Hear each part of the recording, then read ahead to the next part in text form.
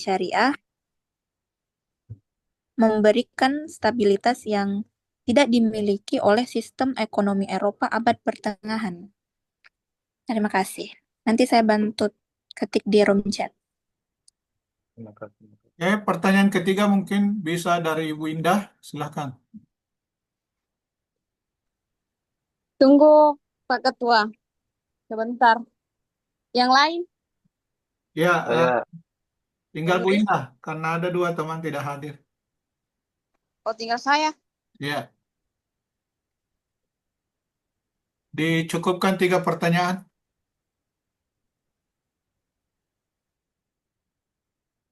Di jalan kayak ini Pak Ketua menyetir ke aku dong. Ya mungkin Pak Sadino Sadana bisa langsung jawab 2 pertanyaan oh, itu. ya terima kasih moderator. Mungkin saya menanggapi ini sedikit yang apa yang saya ketahui. Saya ulang soalnya dari Bapak Muhammad Farid Wajedi. Soalnya ini saya lihat bagaimana Anda mengukur kemajuan ekonomi dalam konteks peradaban Islam abad pertengahan ketika tidak ada data GDP, neraca perdagangan, atau indeks ekonomi formal. Begitu pertanyaannya. Ya mungkin saya menjawab dari pertanyaan Bapak Muhammad Farid Wajedi dengan sedikit pengetahuan saya ini. Mungkin kemajuan ekonomi dalam peradaban Islam abad pertengahan tidak dapat diukur dengan indikator modern seperti GDP, neraca perdagangan, atau indeks ekonomi formal. Namun, jika ditinjau melalui pendekatan historis atau kualitatif, dapat disimpulkan bahwa peradaban Islam pada masa itu telah mencapai tingkat kemajuan ekonomi yang tinggi. Dikarenakan hal ini terlihat dari luasnya jaringan perdagangan internasional yang menghubungkan seperti timur dan barat. Setelah itu kemakmuran kota-kota besar seperti yang saya bilang tadi, Baghdad, Kairo, dan Damaskus juga, serta kestabilan sistem moneter berbasis dinar dan dirham yang menjadi patokan standar nilai di banyak wilayah dunia. Selain itu, adapun sistem sosial ekonomi Islam berlandaskan keadilan dan seperti kesejahteraan masyarakat, seperti penerapan apalagi zakat, sedekah, dan pengelolaan wakaf menunjukkan seperti kesadaran ekonomi yang tidak hanya berorientasi pada keuntungan materi, akan tetapi juga pada pemerataan dan tanggung jawab sosial, inovasi dan lembaga ekonomi seperti Hizbah, pengawasan pasar, Baitul Mal, perbendaharaan negara, dan berbagai kontrak bisnis semacam syariah juga mencerminkan kematangan dan struktur ekonomi yang bisa mendukung lebih banyak aktivitas perdagangan dan produksi. Mungkin itu yang buat yang bisa saya tanggapi dari pertanyaan Bapak Muhammad Farza. Jadi, apakah bisa mau menambahkan? Oke, mungkin bisa lanjut menjawab pertanyaan kedua dari Bu Tuti. Bu Tuti, apa soalnya itu Bu Tuti?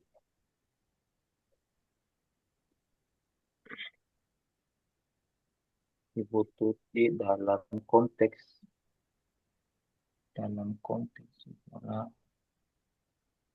dalam konteks sejarah ekonomi dunia, sejauh mana sistem moneter Islam berbasis dinar dan dirham dalam kepercayaan syariah dan memberikan stabilitas yang tidak dimiliki oleh sistem ekonomi Eropa dan abad pertengahan. Oh, kalau kita, saya tanggapi dulu dari Bu Tuti. Kalau kita mau berbicara sistem moneter Islam seperti berbasis dinar dan dirham yang memberikan stabilitas yang tinggi karena nilainya eh, seperti bersumber dari logam mulia seperti emas dan perak yang memiliki nilai intrinsik dan tidak mudah untuk dimanipulasi.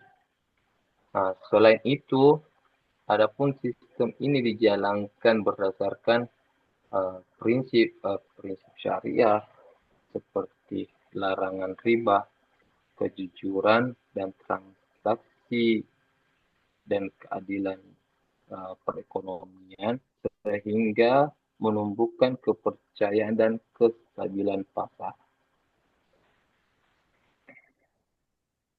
Sebaliknya, kalau kita sistem ekonomi Eropa abad pertengahan sering mengalami ketidakstabilan diakibatkan pengurangan kadar logam pada koin, inflasi dan fragmentasi politik. Karena itu, sistem moneter Islam itu mampu menciptakan stabilitas nilai dan kepercayaan lintas wilayah perdagangan internasional yang belum dimiliki oleh orang Eropa pada masa itu. Ya, mungkin itu yang saya bisa tanggapi Ibu Tuti. Saya moderator, siapa tahu ada tambahkan.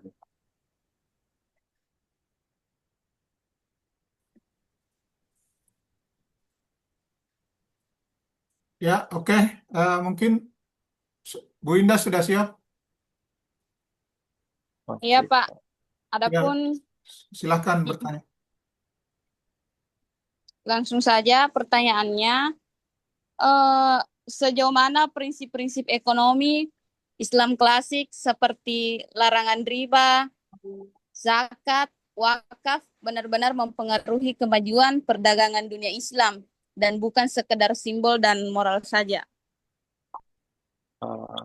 Moral suasana. Boleh bantu dituliskan itu. Kedengaran, Pak?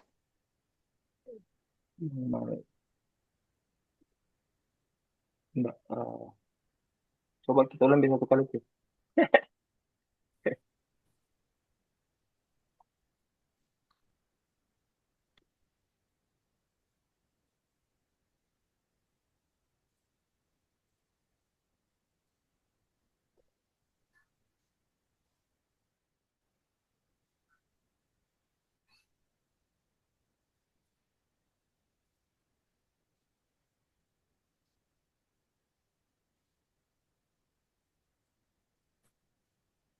Ya, Pak Sadino, pertanyaan dari Bu Indah ada di kolom chat Zoom. Bisa dilihat di situ. Oh iya, Atau saya mau bacakan. sejauh mana prinsip-prinsip ekonomi klasik seperti larangan riba? Oh, sepertinya ini prinsip-prinsip ekonomi klasik seperti larangan riba, zakat, dan wakaf ini hanya berfungsi sebagai moral, akan tetapi memiliki pengaruh nyata terhadap kemajuan perdagangan dan kestabilan ekonomi dunia Islam pada masa klasik. Adapun larangan riba menciptakan sistem keuangan yang berbasis keadilan dan kepercayaan sehingga transaksi ekonomi didorong oleh kemitraan seperti mudharabah dan bagi hasil, bukan oleh eksploitasi bunga. Maka hal seperti itu menumbuhkan rasa aman di kalangan pedagang dan memperluas jaringan perdagangan lintas wilayah. Kita riba itu tadi dari riba, kalau kita membahas dari zakat, maka zakat ini berperan sebagai mekanisme redistribusi kekayaan yang efektif dengan mengalirkan sebagian harta dari kelompok kaya ke kelompok miskin. Zakat ini meningkatkan daya beli masyarakat untuk dan menjaga kestabilitas sosial, dua faktor penting yang mendukung semacam aktivitas perdagangan dan konsumsi. Setelah zakat, wakaf. Dan adapun wakaf berkontribusi besar terhadap pembangunan ekonomi jangka panjang. Aset wakaf ini dapat digunakan untuk membiayai fasilitas publik seperti pasar, jalanan, masjid, sekolah, ataupun rumah sakit yang secara langsung mendukung kegiatan ekonomi dan mobilitas sosial. Demikian, maka prinsip ekonomi Islam klasik ini memiliki dampak yang struktural dan nyata terhadap kemajuan perdagangan dunia Islam, karena berhasil mengintegrasikan nilai moral dengan sistem ekonomi yang efisien, adil, dan berorientasi pada seluruh kesejahteraan masyarakat. Mungkin itu sedikit yang saya tanggapi dari pertanyaan Linda. Saya kembalikan ke Linda. Ya, terima kasih Pak Sadino Sahdana atas jawabannya. Saya ingin mengonfirmasi kembali ke Pak dosen dulu. Apakah Pak Dokter mau langsung memberikan pencerahan atau dibuka sesi pertanyaan kedua? Saya beri dulu ya, berikan pencerahan. Ya, Iya, yang pertama, silakan Pak Dokter. sudah nyambung kah? Sudah. Iya, sudah Pak Dokter, silakan. Oke. Karena ini juga adalah materi yang diikat dengan apa? Ulumul Quran ya. Pak Dokter. Ya, berkaitan dengan peradaban, maka segiannya juga pemakalah itu nyantolkan ya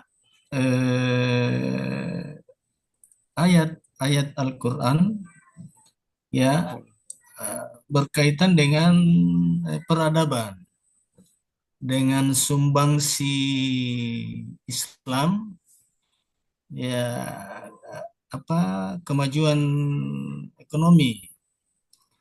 Jadi itu saya cari-cari ternyata tidak. Nah, kemudian saya lihat di poin-poinnya itu juga masih sangat sedikit, perlu dielaborasi ya, karena ini berbicara tentang peradaban Islam terhadap kemajuan ekonomi, maka tentu ada sedikitlah, ada bandingan. Ya, bandingan yang bisa kita pahami bahwa model ekonomi sebelum Islam dan sesudah Islam ini diterima oleh mereka. Ini juga menimbulkan pertanyaan dari teman-teman Anda, karena tidak diungkap itu seperti apa model ekonomi sebelum, kemudian saat berkembang, dan saat Islam ini sudah menjadi sebuah peradaban. Ya, lagi-lagi kan peradaban itu kebutuhan semua. Tidak hanya menguntungkan satu, apakah itu suku atau klaim, ya di masyarakat itu sendiri. Meskipun ini kita berbicara tentang wilayah-wilayah, ya katakanlah di saat turunnya wahyu, tetapi kemudian nilai value yang harus kita serap itu adalah untuk semua. Nah, ini juga saya tidak temukan di dalam makalah ini. Sebaiknya ada itu metode dalam rangka membuat sebuah penjelasan, ya, yang disebut dengan metode Diddon. Ya, metode Iddod itu adalah metode kebalikan. Ya, jadi ada 3 metode yang seharusnya Anda gunakan ini dalam memberi interpretasi. 1, tarif. Tarif itu kan saya sudah pernah jelaskan dari awal itu. Ya, tarif itu menggambarkan batas-batas atau cakupan informasi yang Anda akan ungkap dalam makalah. Jadi metode membuat tarif. Ya, yang kedua metode Iddod. Ya, kebalikan. Jadi kalau kita mau lihat apa sih kontribusi peradaban Islam ya terhadap kemajuan ekonomi, ya tentu kita gambarkan juga itu sebelumnya. Oh, pra-Islam ini seperti ini, karena ketika Anda mengungkap namanya keadilan, berarti sebelum Islam itu datang, sebaliknya. Ya, ini kan apa lawan daripada keadilan? Berarti ada penipuan, ya kan begitu. Apa lawan dari kejujuran? Berarti ada kedustaan, begitu itu kira-kira. Kemudian dari segi pemanfaatan penguasaan wilayah, ya wilayah-wilayah apa yang dikuasai atau sudah ada pada sebelumnya, ya lalu kemudian Islam itu ya menganjurkan atau memperkuat. Makanya ada itu di dalam Al-Quran kan ada surah Lila fi Quraisy, surah Quraisy, ya. Ya itu menggambarkan bahwa transformasi perdagangan itu sudah ada, dan seharusnya bagaimana model-model ya penguasaan wilayah pada saat itu.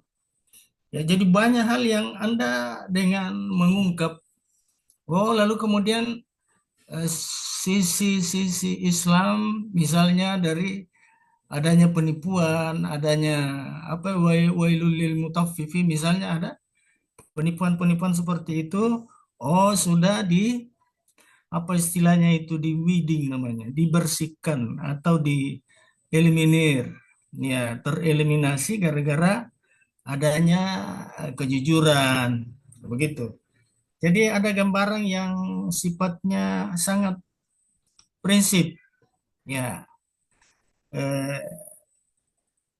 Termasuk itu perdagangan budak, perbudakan apa semua kan ada sebelum Islam. Nah, Islam itu datang semua dihapuskan. Nah, ini menambah khasanah makalah yang diungkap oleh saudara pemakalah, sehingga dengan demikian itu ya kan semakin lengkap, semakin banyak tambah itu anunya, tidak hanya berapa saja, 8 saja ya. Jadi itu Anda ungkap sedikit sebelumnya, lalu kemudian dihapus, lalu kemudian yang dipatenkan dalam Islam itu. Mungkin juga perlu kajian tentang tokoh, ya, tokoh yang dapat kita angkat, yang dapat memberi kontribusi besar, ya, dalam hal meningkatkan. Jadi ada nilai-nilai kemodernan. Tokoh yang meskipun tokoh pada saat hadir, ada apakah dari sahabat kah, apa dari tabiin kah, dari apa yang dapat mengembangkan, memberi kontribusi tentang perekonomian Islam itu perlu ditambah di situ supaya ya tergambar. Nah, jadi saya kira ayat tadi itu bisa ditambahkan. Nah, saya masuk pada, tapi nanti masih mau dibuka apa namanya sesi kedua tentang pertanyaan. Saya kira masih bisa, masih ada kesempatan. Nanti saya kasih kata kunci sebentar. Ya, masih adakah temannya yang belum bertanya? Sudah bertanya semua, Prof. Sudah bertanya semua? Ya. Oke, kalau begitu saya mohon untuk apa itu pertajam pemahaman kita terhadap filosofis ekonomi berdasarkan ayat-ayat Al-Quran, ya. Tolong dibuka surah Thaha.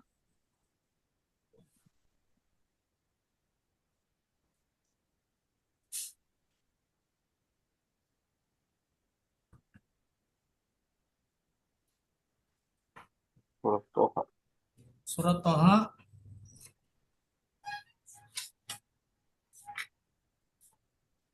Ayat berapa, Prof? coba dibuka 200 berapa itu? 19 barangkali. Oh, 119 coba.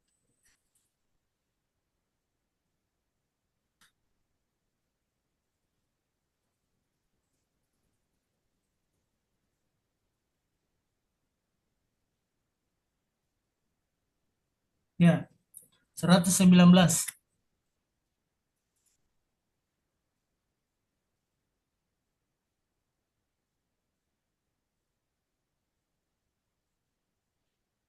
Dan sungguh di sana Ya. Apa Arabnya ini? Dibaca, Pak Dokter. Ya, 118, 119. Bismillahirrahmanirrahim.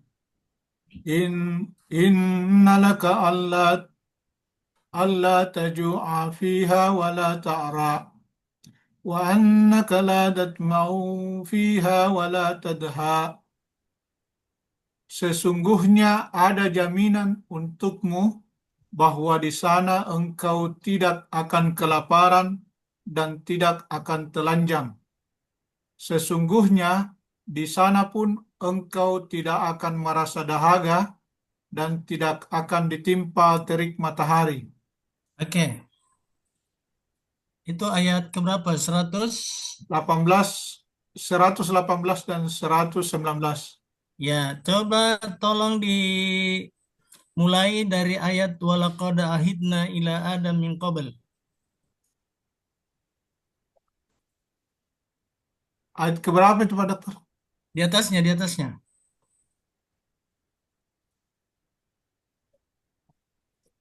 Oh iya, 115 coba.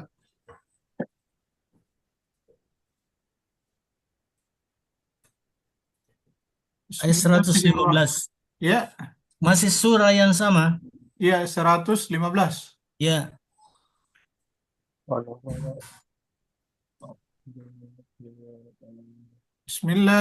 Bismillahirrahmanirrahim. Walaqad walaqad ahidna ila adama min qablu fanasiya walam najid lahu asma.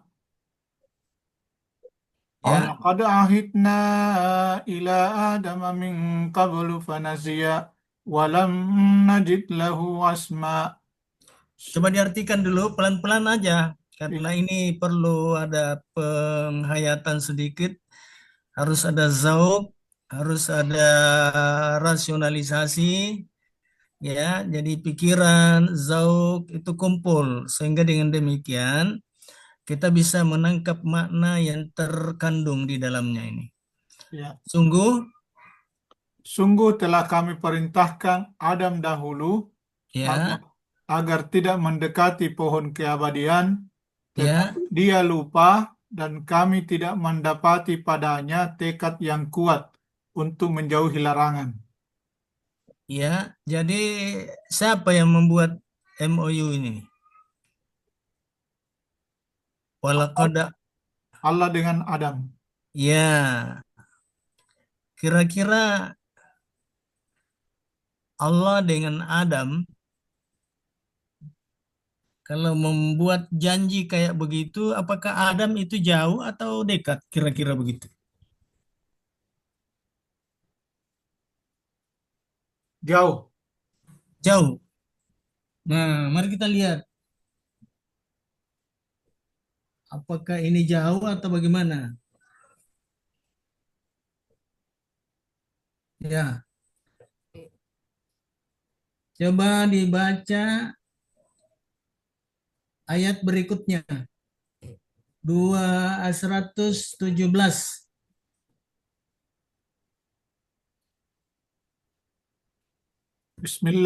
Bismillahirrahmanirrahim. Fakulna ya Adamu inna hadza aduwwun laka walizaujika fala yukhrijannakuma minal jannati fatasqa. Oke, coba diartikan. Kemudian kami berfirman, Ya, wahai Adam, ya. sungguhnya iblis inilah musuh bagimu dan bagi istrimu. Oke, oke. Maka sekali-kali jangan sampai dia mengeluarkan kamu berdua dari surga. Kelak Oke, kamu akan menderita. ya. Apakah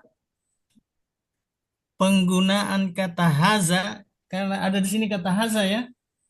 Inna haza aduun. Ah, inna haza aduwwun laka. Kata haza itu kalau menurut kajian bahasa Dekat Pak Dokter. selama ini Dekat. jauh atau dekat? Dekat. Dekat ya. Dekat Pak Dokter. Berarti terbantahkan jawaban tadi itu bahwa Allah itu jauh. Ya Pak Dokter. Ya, ya, ya, ya, ya. Jadi kita eliminir itu bahwa oh, ternyata penggunaan kata haza jadi antara katakanlah ya antara Allah dengan Adam dengan kata isyarat yang menunjukkan penggunaan apa? Penggunaan kata haza ini kita ini ibarat laptop dengan ya Anda di hadapan Anda itu apa yang paling dekat yang bisa kejangkau. Karena kalau zalika berarti agak jauh toh, jauh menunjuk. Iya Ini Pak. haza, iya kan? Ya, jadi Allah ya dengan Adam itu membuat janji walaqad ahidna ila adam min qabl falam fanasiyah. Lalu kemudian Adam itu lalai, luput. Nasya itu kan apa? Nasa itu kan lupa kan? Iya, Pak Dokter. Ya, fanasya walam najid lahu azma. Lalu kemudian kata Allah, kami tidak menemukan pada diri Adam azman. Azman, ismun apa itu? Azman itu tekad. Tekad.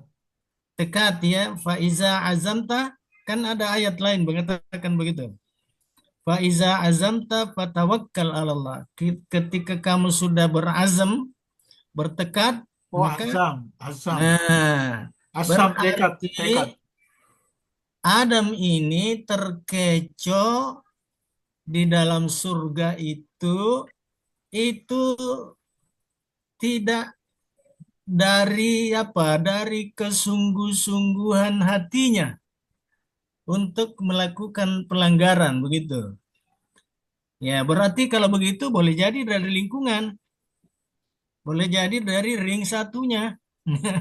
Orang-orang yang dekat sama dia. Ya, kira-kira gambaran yang ada di surga itu kan apa itu? Digambarkan oleh ayat berikut bahwa ya itu di ayat 117 ya, terus 118 ya, apa gambarannya itu dalam surga itu? Kenyamanan. Dalam ayat 118 Inna Innalaka ya alla taju'a ya fiha wala ta'ra.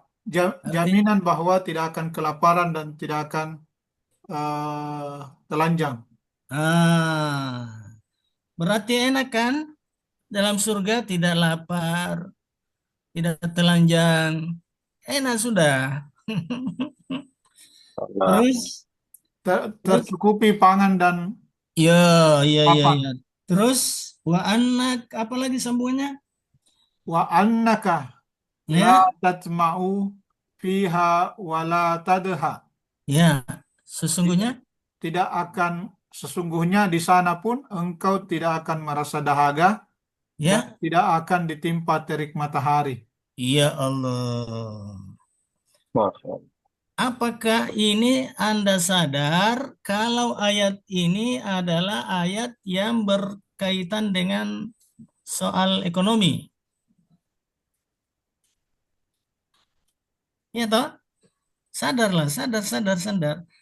Bahasa Al-Quran mengatakan kamu tidak bakal lapar, haus ya. Ya, tajuah. Kamu tidak bakal lapar. Itu bahasa Al-Quran. Kalau bahasa tidak lapar, kalau bahasa ekonominya itu yang membuat apa peradaban, kira-kira apa itu? Tidak lapar. Tercukupi pangan. Pangan, ya itu. Terpenuhi pangan. Kalau Al-Quran mengatakan tidak telanjang, kira-kira apa makna di baliknya itu?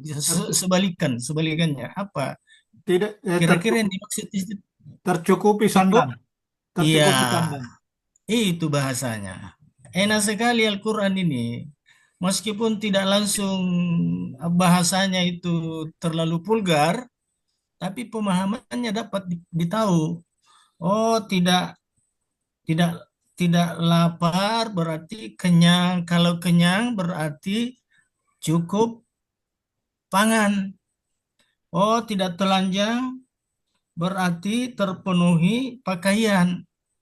Ya, pakaian itu kan bahasa ekonominya adalah Sandan. sandang. Nah, gitu. Terus apa lagi? Wa innaka la tasma'u fiha, kamu di dalam surga itu tidak merasa haus. Ya, apa bahasa yang dipaham di situ itu? Terpenuhi kebutuhan Kebutuhan. apa? Minuman. Ya, saya kira sandang juga itu apa namanya ya Oh, pangan. Pangan. Pangan. pangan, iya toh? Haus, haus. Ya kan haus dengan apa? Kenyang. Iya, kebutuhan kan? Betul. Nah, Iya. itu kebutuhan sandang, kebutuhan pangan. Jadi sudah berapa kebutuhan ini? Sandang, pangan dulu, baru sandang, baru kemudian ya tas Ada hak. Ada hak. katakanlah pelengkap. Ya kalau orang tidak lapar berarti kenyang, kenyang kan mesti harus minum, otomatis itu. Nah minumnya ini bisa aja minum disebut dimaksud adalah pangan dan seterusnya kan tidak enak kalau orang makan baru tidak minum. Kulu washrabu ya kan ada ayat lain begitu.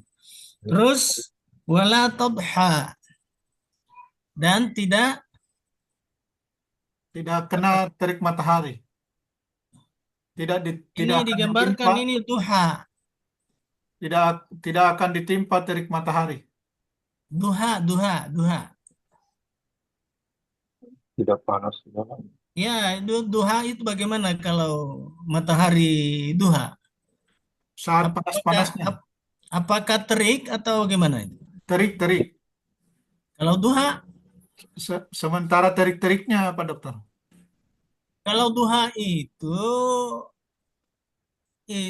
matahari yang paling enak itu. Ya, mata bisa memandang sejauh mungkin karena belum ribut angin begitu, belum ada angin ribut, sampah-sampah itu belum terbang, itu waktu duha, kira-kira ya dari pagi sampai jam-jam 10-an begitu, atau kurang lebih, itu waktu duha, ya kan masih enak memandang jauh, mata tidak ragu akan kena apa, karena angin belum ribut, angin belum menerbangkan apa debu-debu yang bisa mengganggu penglihatan. Itu duha itu.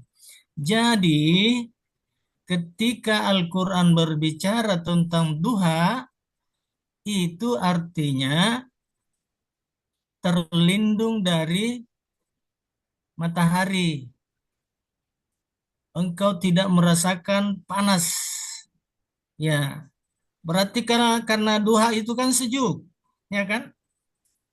Sejuk kau di dalamnya, berarti kau terlindung dari panas. Nah, itu pemaknaan yang bisa kita cerna dari ayat ini.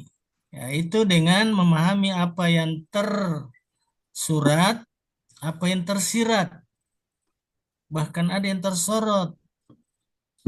Oke? Nah, oleh sebab itu maka ayat ini memotivasi siapapun juga untuk satu, menyediakan pangan. Kewajibanmu itu, kewajibanmu semua, kewajiban kita karena inilah yang akan dibangun ketika Adam itu turun dari surga. Hei, penuhi kebutuhan sandangmu. Penuhi kebutuhan panganmu, makanmu. Yang kedua, penuhi kebutuhan sandangmu. Ya, kalau kata berulang, ya kalau makan, minum, ya biasanya kan kita tidak terlalu memisahkan. Kata makan dan minum. Ya, seolah satu paket begitu.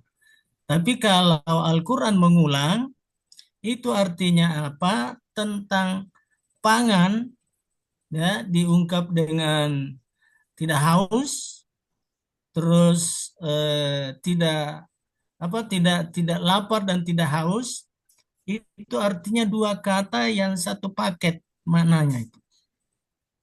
Ya, penuhi kebutuhan sandanmu, panganmu dan minummu. Ya, begitu. Terus penuhi kebutuhan sandangmu. Lalu kemudian penuhi kebutuhan papanmu. Berarti ini yang menjadi dasar membangun sebuah peradaban di dunia ini ketika siapapun juga berada di bumi ini. Karena ini kebutuhan, nilai yang dimaksud dengan kebutuhan primer. Ya, kebutuhan primer, kebutuhan utama. Dalam bahasa hukum itu apa namanya? Doruri, ya. Doruri sesuatu yang pokok. Ada primer, ada sekunder, ada tersier. Ya. Nah, ini kebutuhan primer ini pangan, papan, sandang. Sandang, pangan, papan. Ini adalah filosofis berekonomi yang Islami. Nah, ini kayaknya jarang diungkap ini oleh apa ya, para ahli ekonomi kita. Nah, itu yang dirasakan oleh Adam ketika dia transit di surga. Artinya apa? Kenikmatan yang dialami, dirasakan oleh Adam, termasuk iblis. Karena dia menggunakan kata hasa ya. Termasuk juga ini istrinya.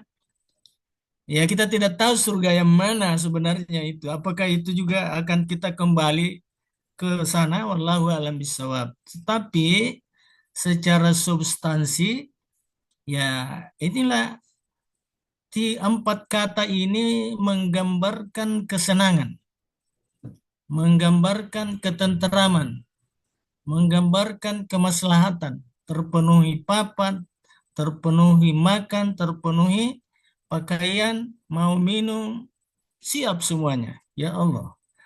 Ya, tinggal satu yang dicari-cari Adam itu pasangan hidup. Kan biasanya sudah begitu kan?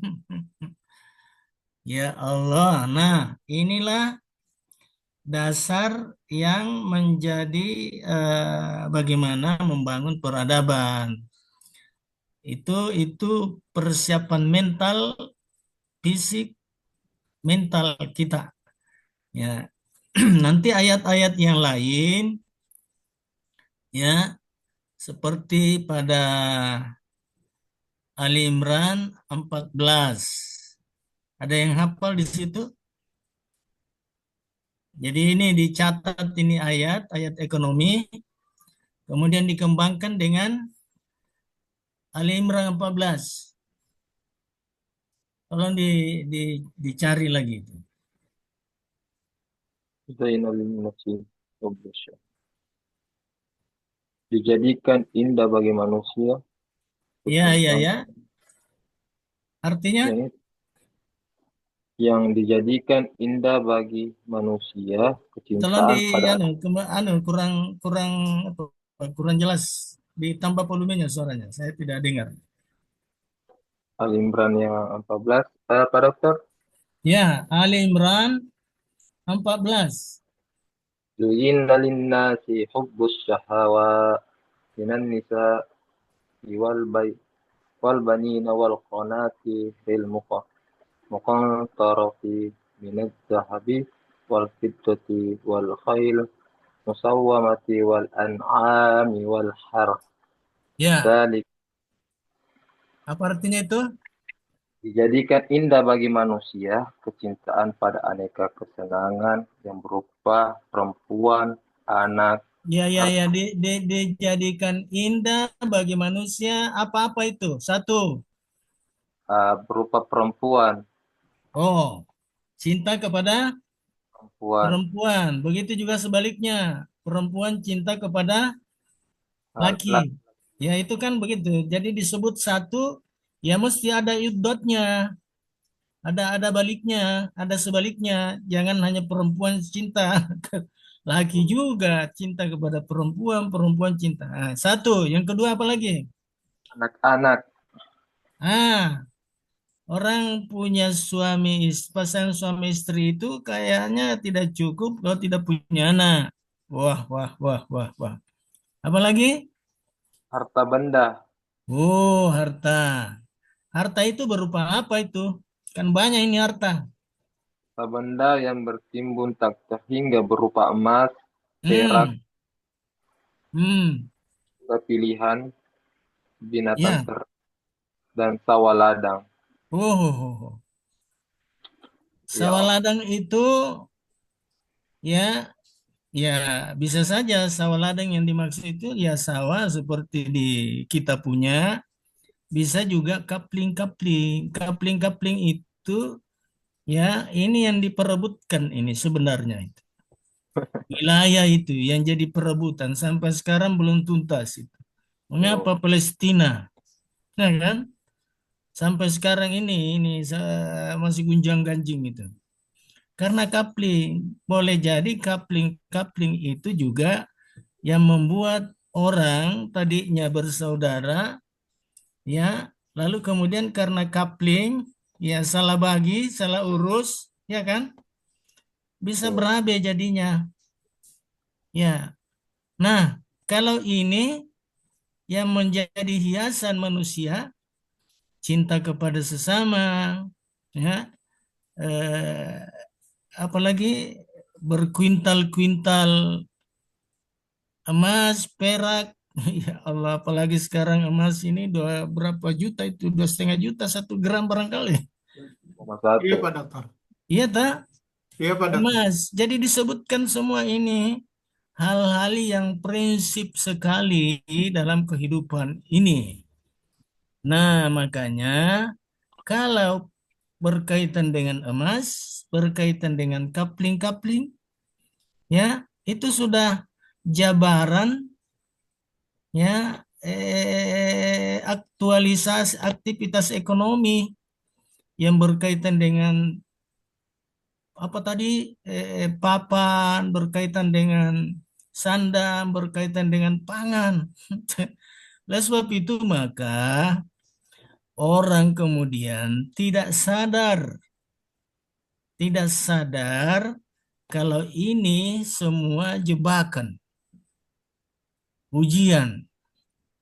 Istri, suami, ujian. Anak, ujian. Harta, ujian. Terus kapling-kapling, ujian. Ya, Ya Allah. apa sambungannya itu ayat?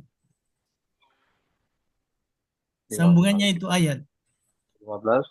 Apa? Zalika, Zalika mataul hayatid dunya. oke, apa artinya? Apa artinya itu? Oh, Itulah kesenangan hidup di dunia. Ya, mataon. Mataon itu Anda orang apa itu? Dari istimta, dari mataun, ya, istimta itu, mataun itu nikmat sesaat. Nikmat sesaat itu ya ketika saya misalnya Anda di situ berada pada suatu ruangan, maka ketika Anda berada di ruangan itu Anda merasakan nikmat, tetapi tidak ada jaminan ketika Anda tinggalkan ruangan itu, Anda akan masih tetap merasakan nikmat. Jadi nikmat sesaat saja, itu namanya mata'un. Zalika mata'ul hayatid dunia. Itu adalah nikmat sesaat. Sementara ada nikmat yang bersifat abadi kan? Ala bizikrillahi tatmainnul qulub. Itu nikmat abadi itu. Tapi kan nikmat sesaat ini yang digandrungi orang, yang disuka orang, nikmat sesaat. Ya, sangat sedikit eh, eh, ganggu. Nikmat panjang yang abadi itu yang ditinggal orang. Oke, tolong dibuka Qur'annya surah ke-25 ayat 20. Supaya ini tuntas ini masalah dan penyelesaian masalah.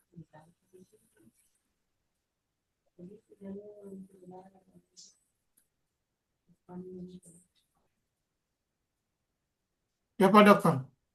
Ya, surah Al-Furqan 25 ayat 20.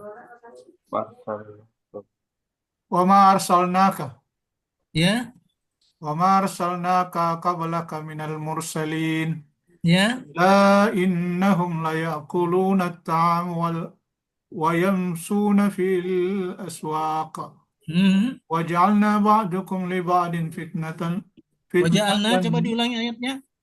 wa ma arsalnaka qablaka minal mursalin Ya, illa illa, innahum la ya'kuluna at-ta'am wa yamsuna fil aswaq ya. wa ja'alna ba'dukum li ba'din Ba'dah. fitnah Ba'du atau ba'dah? ba'din Hah? ba'dakum li ba'din Nah, itu kentara itu terasa itu. Waja'alna ba'dahum.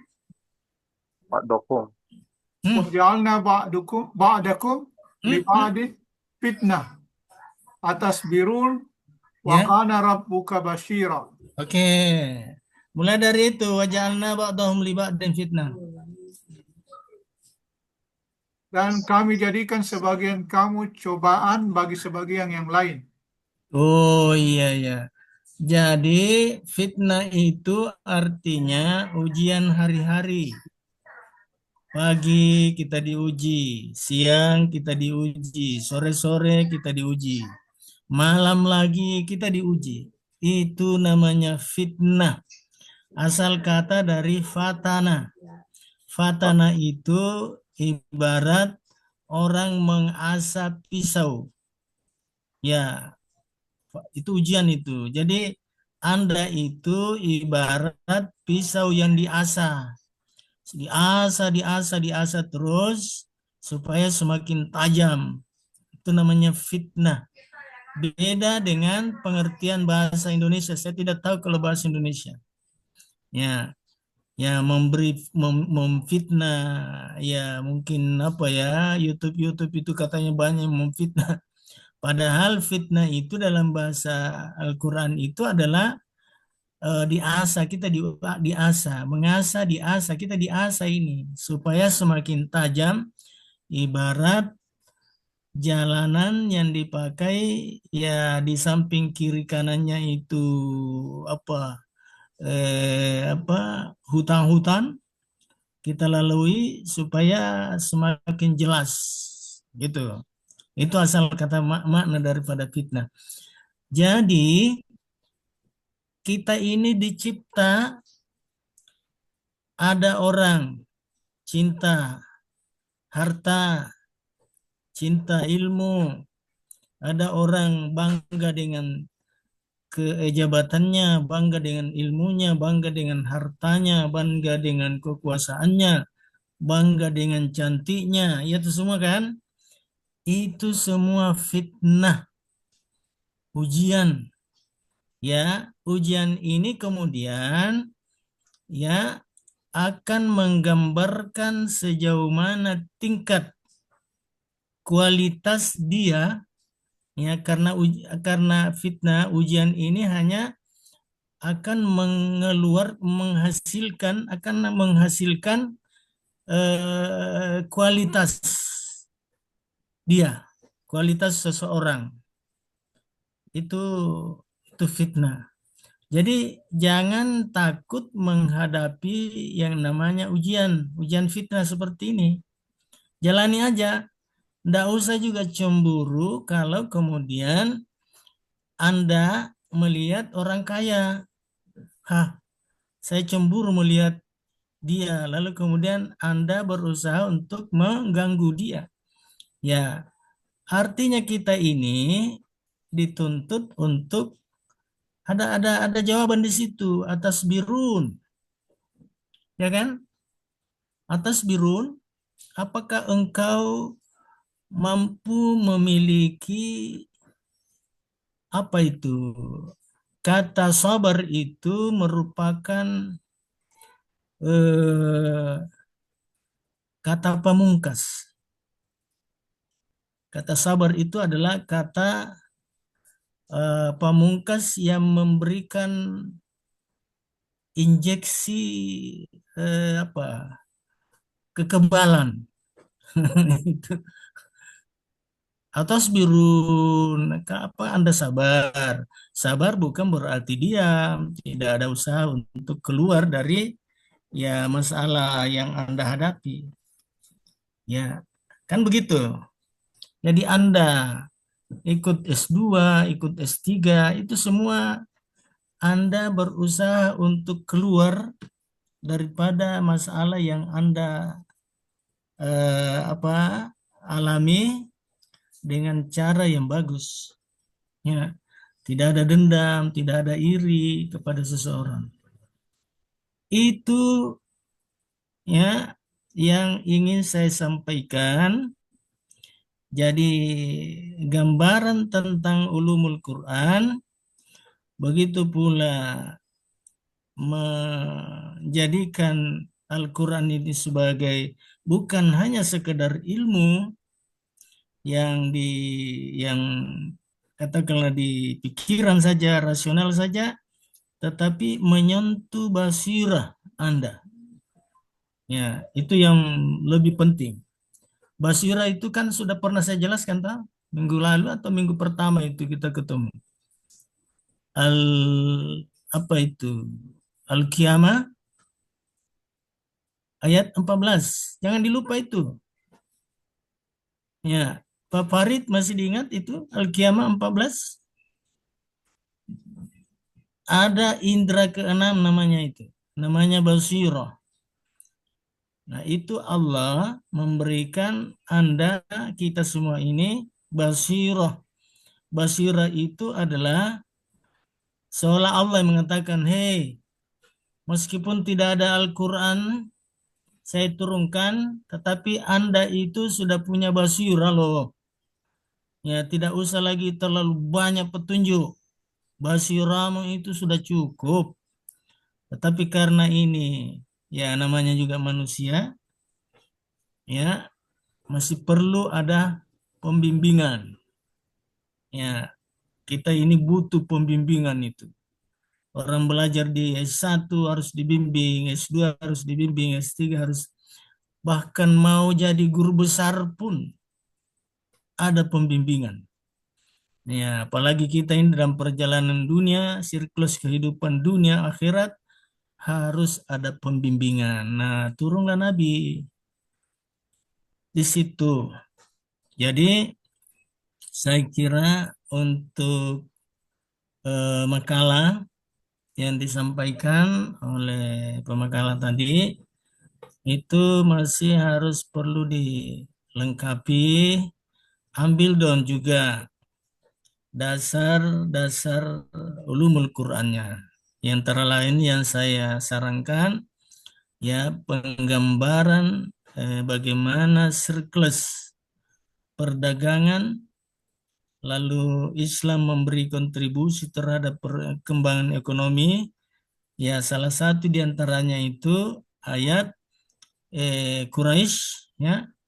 Yang kedua sebagai pegangan prinsip berekonomi berkaitan dengan akidah, berkaitan dengan syariah, Thaha, ya, surah ke-20 ayat 100 berapa? 17, 18 ya, 19. Kemudian untuk pengembangan peradaban ya itu Ali Imran ayat 14. Gitu. Jadi bisa dielaborasi ini ayat Sehingga dengan demikian tampak bahwa apa yang menjadi kontribusi, pembahasan kontribusi peradaban Islam terhadap ekonomi itu betul-betul terasa adanya. Jadi bukan hanya sekedar paham yang yang bersifat pikiran saja, tapi menyentuh hati dan menyentuh hal di lapangan, terasa itu. Saya kira itu penting untuk penyempurnaan makalah dari pemakalah tadi, ya. Saya kira apa yang saya sampaikan ini, ya, kalau ada pertanyaan kah? Ya, kalau sudah tidak ada pertanyaan kita tutup aja. Tolong anunya ya Pak Farid, Iya, Pak Dokter. Ya. absen. Apakah ini sudah lengkap semua? 1, 2, 3, 4. Kurang satu, Pak Dokter. Satu orang tidak hadir. Kenapa dia? Ya. Jangan sampai dua kali tidak hadir. Celaka itu. Tadi Pak Dokter bilang sempat demam. Hah? Sakit. Demam tadi Pak Dokter. Ya, sakitnya itu ya secara secara hukum kalau dia sakit, ya sakitnya itu dibuktikan dengan keterangan dokter. Ya, tadi pagi Jadi hadir kuliah Pak Dokter dia sudah gitu. Ya. Hati-hati ya, karena bukan saya, aturan yang menghendaki seperti itu. Iya, Kalau siap. saya sih tidak ada masalah. Oke, dan itu berpengaruh ke ini nilai yang Anda akan dapat. Oke deh. Oke, jadi saya percayakan Pak Farid yang lengkapi absennya nanti, dan itu ya tinggal saya ACC saja kalau sudah di situ. Iya Pak Jadi Dokter. oke deh, kita akhiri perkuliahan kita pada kesempatan ini. Wabillahi taufiq wal hidayah. Assalamualaikum warahmatullahi wabarakatuh. Syukran Waalaikumsalam. jazakumullah Pak Dokter. Alhamdulillah. Terima kasih kepada teman-teman yang sempat hadir. Nanti lanjut di grup WA saja. Terima kasih. Billahi taufiq wal hidayah. Wassalamualaikum warahmatullahi wabarakatuh. Waalaikumsalam.